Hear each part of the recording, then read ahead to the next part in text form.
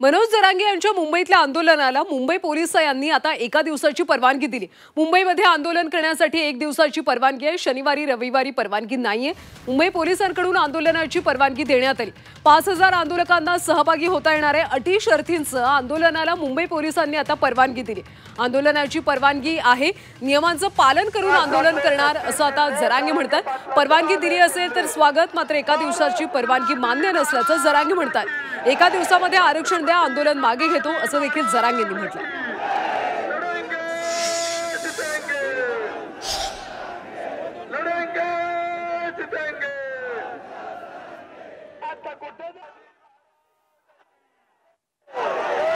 पाच वाहनांना आझाद मैदानामध्ये प्रवेश देण्यात आलाय। काही अटी शर्तींसह मुंबई पोलिसांनी मनोज जरांगे पाटील यांच्या आझाद मैदानातल्या आंदोलनाला आता एका दिवसाची परवानगी दिली।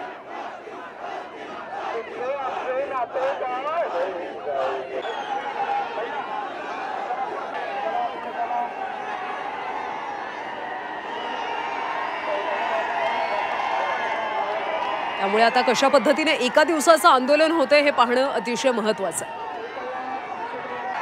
जरांगेंच्या आंदोलनाला एका दिवसाची परवानगी देण्यात आली। अटी शर्तींसह आंदोलनाला परवानगी आहे, त्यामुळे एका दिवसाचे आंदोलन कशा पद्धतीने पार पडतं हे पाहावं लागेल।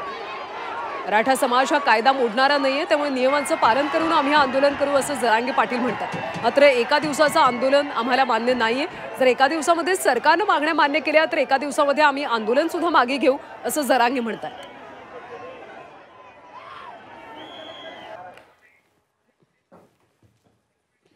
तर याच सगळ्या संदर्भात आपण अधिक बातचीत करूया। ओबीसी नेते लक्ष्मण हाके सध्या आपल्या सोबत आहेत।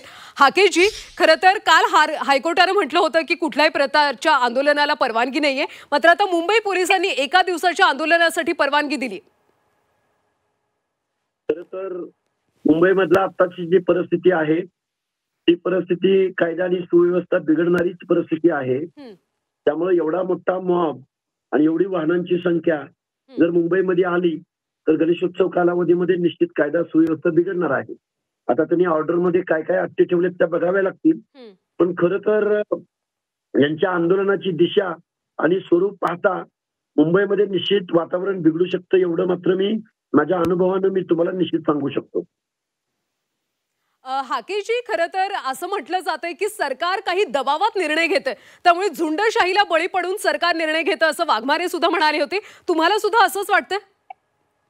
अहो, मला एक सांगा, जर अशी झुंडशाही काढून लाखोंचा मोर्चा काढून तुम्ही जर आरक्षण ओबीसीचं हिरावून घेणार असाल तर मग त्या ओबीसीच्या दायऱ्यामध्ये असणाऱ्या छोट्या छोट्या जात समूहांचे हक्क अधिकार तुम्ही कसे ठेवणार आहात? त्या लोकांनी कुठे जायचं? ती लोक यांच्या स्पर्धेमध्ये टिकतील का? अशा आंदोलनाला जर सरकार बळी पडलं तर आपलं संविधान त्या गोष्टीला अलाव करत नाही। आपल्या व्यवस्थेमधल्या शेवटचा घटक मायक्रोतला मायक्रो घटक त्याच्या हक्क आणि अधिकाराचं संरक्षण करण्याची जबाबदारी आपल्या इथल्या सरकारवर आहे। संविधान अशा गोष्टींना अलाव करत नाही आणि हे लोकशाहीची तत्व पाळत नाहीत।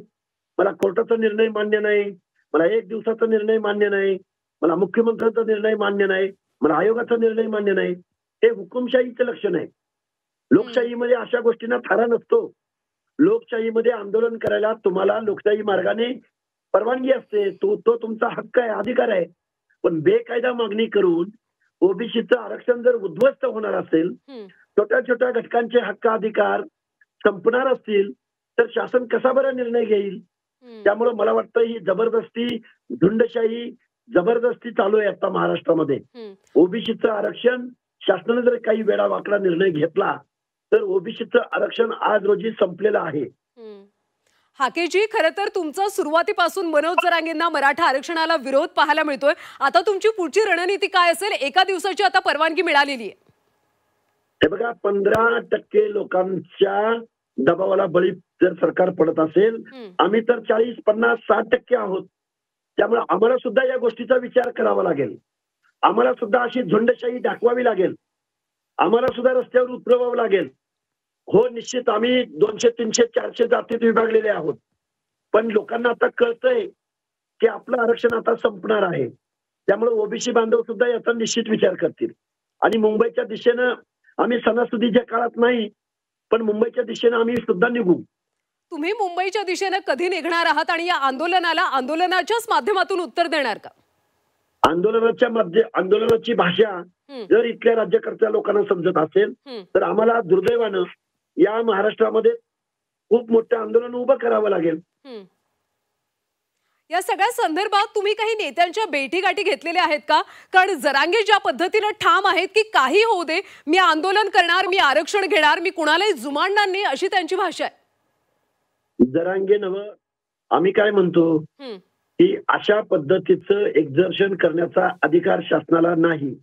जरांगेंनी काहीही केलं तरी जरांगेंची जी बेकायदा मागणी आहे ती मागणी मान्य होणार नाही आणि ती मागणी आम्ही मान्य होऊ देणार नाही. त्यांना जसा आंदोलन करायचा अधिकार आहे तसाच आम्हालाही आंदोलन करायचा अधिकार आहे आणि बघू मग शासनाला आम्ही जाब विचारू.